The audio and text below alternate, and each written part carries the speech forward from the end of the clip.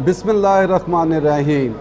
अस्सलाम वालेकुम। आप देख रहे हैं नई बात डिजिटल मीडिया और मैं हूं काशिफ सुलेमान। आज बात करेंगे हम जहांगीर तरीन के हवाले से। आज उनकी पेशी थी, उसके अंदर क्या पेशरफ्त हुई, अदालत ने क्या फ़ैसला दिया, क्या इनके दरमियान जो लड़ाई थी तहरीक इंसाफ हम ख्याल ग्रुप और तहरीक इंसाफ के अंदर वो ख़त्म हो गई है। जुवेद हाशमी और जहांगीर तरीन के अंदर क्या फ़र्क है कि एक तहरीक इंसाफ से जो बागी के नारे लगते थे वो दागी होकर निकले और जहांगीर तरीन जो है वो अभी तक तहरीक इंसाफ के साथ हैं। तो इसकी वजह क्या है, क्या हुकूमत ने जहांगीर तरीन के आगे घुटने टेक दिए हैं, इस हवाले से आज बात करेंगे। तो सबसे पहले तो ये कि आज जहांगीर तरीन की जो पेशी थी उसके अंदर जो तफ्तीशी अफसर थे FIA के, उनका कहना था कि हमारे पास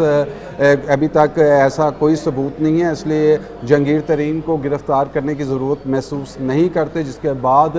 जो जहांगीर तरीन हैं उनके लॉयर्स ने, जो उनके वकला थे, उन्होंने वो ज़मानत की जो दरख्वास्त है वो वापस ले ली। और दूसरी जानिब अदालत ने यह भी कहा है कि आइंदा जहांगीर तरीन और अली तरीन के ख़िलाफ़ जब कोई कार्रवाई करनी होगी तो इस हवाले से पहले जो है वो अदालत को आगाह किया जाए। तो सियासत के अंदर जो है वो वक्त की बड़ी अहमियत होती है और आज बजट पेश होना था और सुबह ये कोई 2 माह से जो केस चल रहे थे, जिसके हवाले से जहांगीर तरीन का भी कहना था, उनके वकला का, कि उनके जो मोक्कल है उनको हरासा किया जा रहा है, उनकी साख को नुकसान पहुंचाया जा रहा है। तो आज उसका ड्रॉपिंग ये हुआ है कि ये बात यहाँ पे ख़त्म हुई है बजट वाले दिन कि जहांगीर तरीन को गिरफ़्तार करने से पहले FIA को इजाज़त लेना होगी।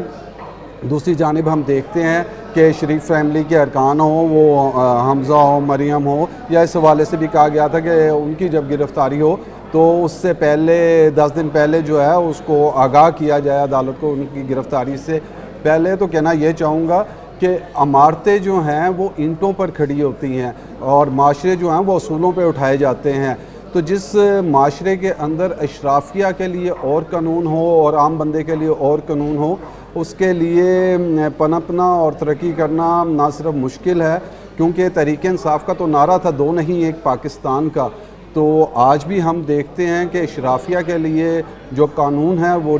मुख्तलिफ है और आम आदमी के लिए मुख्तलिफ है। अभी गुज़िश्ता दिनों खबर पड़ी कि एक बंदे को 21 साल हो गए हैं, उसने किराएदार को घर किराए पे दिया था, वाला साहब के उसके इंतकाल कर गए, किराएदार ने स्टे ले लिया, अभी तक वो अंदर रह रहा है, घर खाली नहीं हो रहा। लेकिन यहाँ पे आप देख सकते हैं इस लड़ाई को जो आज ड्रॉप सीन हुआ, तो क्या ये ड्रॉप सीन इस वजह से हुआ कि हुकूमत के ऊपर कोई प्रेशर था, बजट के हवाले से प्रेशर था? इस पे भी आपको आगाह करते हैं कि ये सूरत हाल बनी कैसे। जहांगीर तरीन का केस चलना शुरू होता है, इमरान खान जो हैं वो जहांगीर तरीन से जो है डिस्टेंस पैदा कर लेते हैं और वो कहते हैं जो कानून के मुताबिक है उस तरह वो कार्रवाई होगी। अब ये लड़ाई चलना शुरू होती है। यहाँ जैसे मैंने शुरू में कहा था कि जुवेद हाशमी और जहांगीर तरीन में क्या फ़र्क था। जुवेद हाशमी ने जब कंटेनर्स के दिनों में जब धरना चल रहा था तो इख्तलाफ किया, लेकिन उनके साथ पार्टी के अरकान खड़े नहीं हुए, जिसकी वजह से वो दागी होके चले गए। जहांगीर तरीन का मसला ये था कि जब इनके ख़िलाफ़ ये केस आया और पार्टी के जो लोग थे इसके अंदर से एक धड़ा वो जहांगीर तरीन के साथ खड़ा हो गया। जहांगीर तरीन के साथ जो लोग खड़े हुए उसकी वजह से हुकूमत के ऊपर दबाव आना शुरू हुआ। हुकूमत ने उनके लोग तोड़ने की कोशिश भी की है। गवर्नर पंजाब चौधरी मोहम्मद सरवर हों या वज़ीर आला पंजाब हों,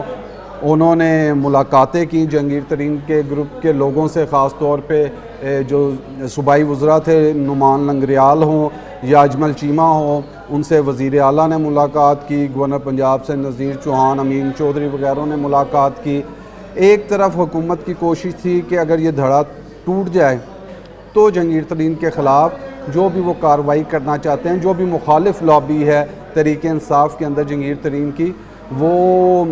एक किस्म का रगड़ा जो है वो जहांगीर तरीन को देना चाहते थे और वो समझते थे ये एक बेहतरीन मौका है। लेकिन दूसरी तरफ जहांगीर तरीन ने ये किया कि उन्होंने और अरकान जो हैं वो सामने ला के मीडिया के रख दिए और जो उन्होंने अगला इशाइया रखा उसमें 33 अरकान जो थे वो सामने थे, जिससे उन्होंने साथ ये कहा कि उनके साथ और भी अरकान हैं जो वक्त आने पर वो सामने लेके आ सकते हैं। तो जब हुकूमत ने देखा کہ ان کے لوگ تو ٹوٹے نہیں بلکہ اس میں مزید اضافہ ہو رہا ہے، تو بات پھر پیچ اپ کی طرف گئی۔ پھر وزیر اعظم عمران خان نے بھی تحریک انصاف کے، آپ اس کو فارورڈ بلاک کے ہم خیال گروپ کے ہیں، اس سے ملاقات بھی کی، بیرسٹر علی ظفر کی قیادت کے اندر جو ہے وہ کمیٹی بھی بنائی جو اپنی فائنڈنگ دیں گی، حتیٰ کہ اگر بیرسٹر علی ظفر اس حوالے سے یہ بھی کہہ دیں کہ وہ بالکل بے گناہ ہیں، جس طرح راجہ ریاض نے کہا تھا کہ ان کے اوپر کوئی الزام نہیں ہے، تو تب بھی اس کی آئینی حیثیت تو کوئی نہیں ہے، ان کی طرف سے دیا ہوا کوئی بھی موقف، اس کی آئینی یا قانونی حیثیت تو کوئی نہیں تھی۔ وہ ایک کمیٹی بنا دی گئی لیکن اس کے ابھی جو کوئی رپورٹ ہے وہ ابھی تک تو سامنے نہیں آئی۔ تو جب یہ دباؤ بڑھنا شروع ہوا اور اس لڑائی کے اندر دیکھا گیا کہ نہ صرف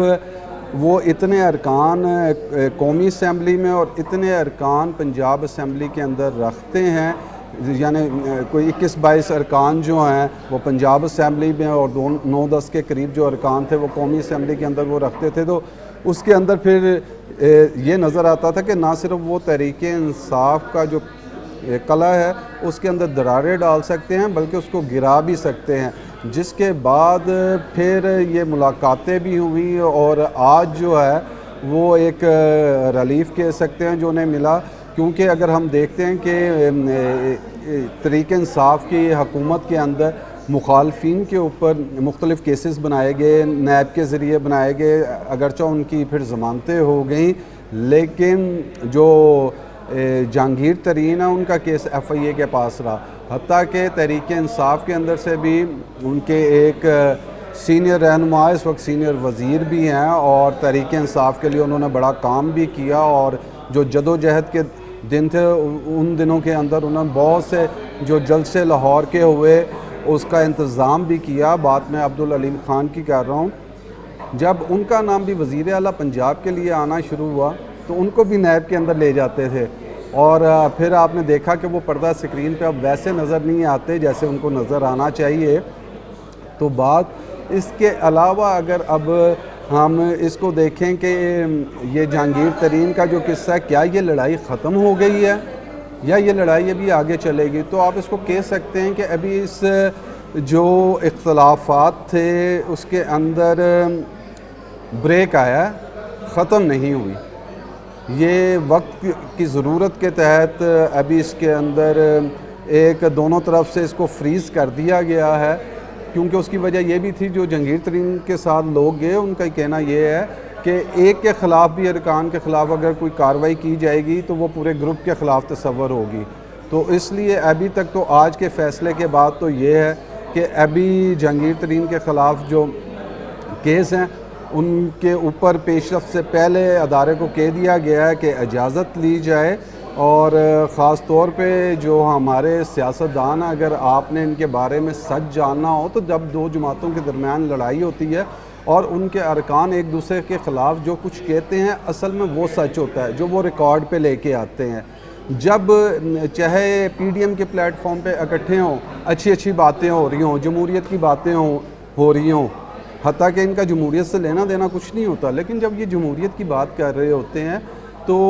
یہ صرف اپنے مفادات کے لیے یہ بات کر رہے ہوتے ہیں۔ اصل بات وہ ہوتی ہے جب یہ ذرا ان میں اختلافات ہوتے ہیں اور سلیکٹڈ کی بات بھی ہوتی ہے، جب سلیکٹڈ کی بات ہوتی ہے تو بلاول آگے سے کہتے ہیں کہ سلیکٹڈ تو ہم نہیں، وہ کوئی لاہور کا خاندان ہے، تو بات اصل یہ ہے جو اس سے پہلے وہ اچھی باتیں کر رہے ہوتے ہیں، ہم مل کے چلیں گے، ہماری بڑی قربانیاں، یہ وہ سیاست کر رہے ہوتے ہیں۔ عمران خان نے شیخ رشید کے حوالے سے جو کچھ کہا ہو، مسلم لیگ کاف کے حوالے سے جو کچھ کہا ہو، کسی کو ڈاکو کہا ہو، کسی کو کہا ہو چوکی دار نہیں رکھنا،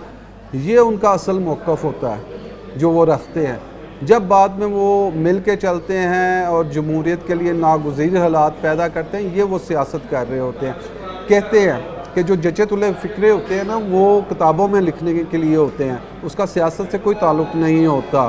اور جو عملی سیاست ہے اس کے اندر معظم ملکوں میں تو اور بات ہے، لیکن پاکستان کے اندر یہ پوری طرح فٹ بیٹھتی ہے بات کہ بولو، بار بار بولو، زور سے بولو، اور وہ کچھ بولو اور وہ خواب دکھاؤ لوگوں کو جو وہ صرف خواب میں دیکھ سکتے ہیں. اور ہمارے جو سیاستدان ہیں انہوں نے اس کے اوپر منوان عمل کیا. کسی نے روٹی کپڑا مکان کا خوشنما نعرہ دیا تو کسی نے ووٹ کو عزت دو کی بات کی. تو کوئی دو نہیں ایک پاکستان کی بات کرتا ہے. نہ یہاں روٹی کپڑا مکان کسی کو مل سکا, حکومتیں ان کی بھی آئیں. جو ووٹ کو عزت دو کی نعرہ لگاتے ہیں انہوں نے کتنی عزت دی, انہوں نے ورکر کو کتنی عزت دی, ان کی پارٹی کے اندر کتنی جمہوریت ہے یہ بھی سب کو پتہ ہے. دو نہیں ایک پاکستان کی بات کرنے والے بھی بتائیں کہ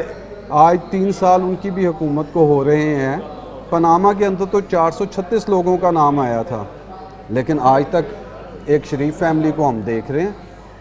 اور اس کے اندر سے بھی کیا ریکوری ہیں یہ بتایا جائے. اب لوگ چاہتے ہیں کہ احتساب کے نعرے کی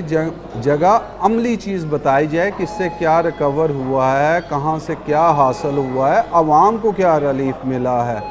اگر یہ چاہتے ہیں, ضرورت اس امر کی ہے کہ اگر یہ چاہتے ہیں کہ عمارتیں اینٹوں پر اور معاشرے اصولوں پر اٹھائے جائیں تو پھر ضرورت اس امر کی ہے کہ نعروں میں نہیں حقیقت میں دو نہیں ایک پاکستان بنانا ہوگا. شکریہ.